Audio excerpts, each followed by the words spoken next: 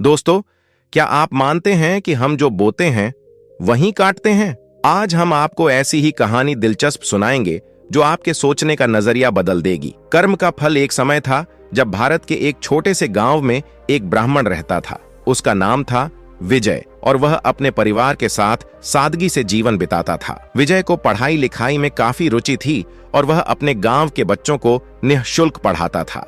लेकिन वह धनहीन था। उसके पास जमीन नहीं थी, ना ही कोई व्यापार।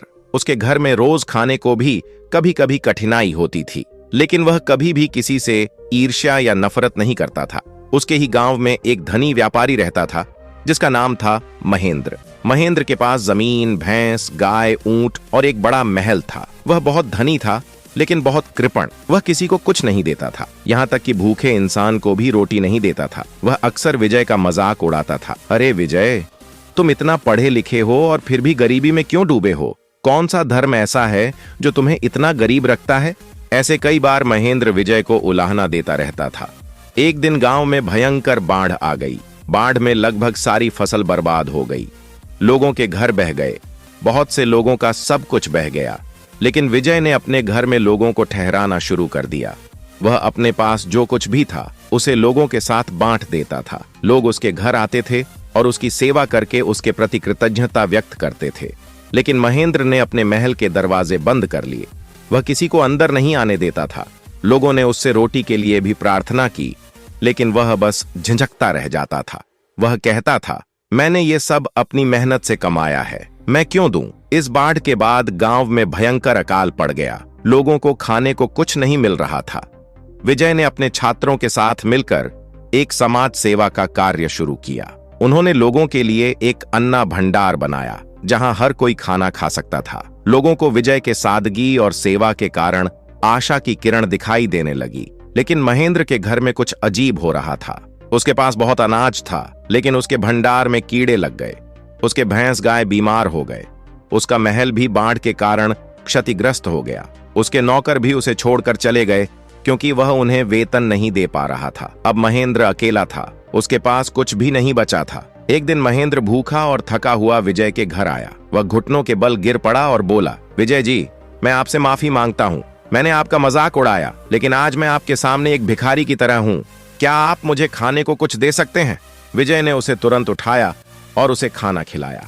उसके आंसू पोंछे और कहा, भाई, यह सब ईश्वर की लीला है। हम सभी को अपने कर्मों का फल भुगतना पड़ता है। महेंद्र ने उसी दिन से अपने जीवन में बदलाव करने का फैसला किया। वह विजय के साथ अन्ना भंडार में काम करने लगा। धीरे धीरे लोगों ने उसे माफ कर दिया। वह अब अपने धन का उपयोग समाज के कल्याण के लिए करने लगा। कुछ साल बाद गांव में फिर से अच्छे दिन आ गए। विजय अब भी बच्चों को पढ़ाता था, लेकिन अब उसके पास एक छोटा सा विद्यालय था। लोग उसकी सेवा और नेकी के लिए उसका सम्मान करते थे। वह कभी भी धनी नहीं बना, लेकिन उसके पास एक धन था, लोगों का प्यार। महेंद्र ने भी अपने जीवन में बदलाव किया और अब वह गांव के सबसे सम्मानित व्यक्तियों में से एक बन गया।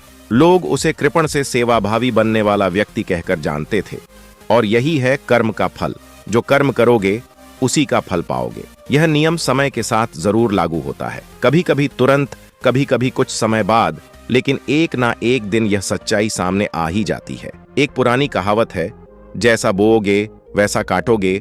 विजय ने अच्छा बोया तो अच्छा काटा, महेंद्र ने बुरा बोया तो बुरा काटा। लेकिन यहाँ एक सीख यह भी है कि कभी भी बदलाव के लिए बहुत देर नहीं होती। अगर महेंद्र ने बदलाव के लिए देर न की होती तो उसे बहुत सारी परेशानियों से बचा जा सकता था। इसलिए याद रखें, हमेशा अच्छा करें, भले ही उसका फल तुरंत ना दिखे। अच्छे कर्म हमेशा अच्छा फल देते हैं और बुरे कर्म भी बुरा फल देते हैं। यही है कर्म का नियम। याद रखिएगा, जैसा बोओगे वैसा ही काटोगे। कर्म ही हमारे भाग्य का फैसला करते हैं। अगर आपको यह वीडियो पसंद आई हो तो इसे जरूर लाइक, शेयर और कमेंट करें। और अगर आपको ऐसी और कहानियां सुननी हैं तो चैनल को सब्सक्राइब करना ना भूलें। धन्यवाद। आपका दिन शुभ हो। सुननी है तो चैनल को सब्सक्राइब करना ना भूलें।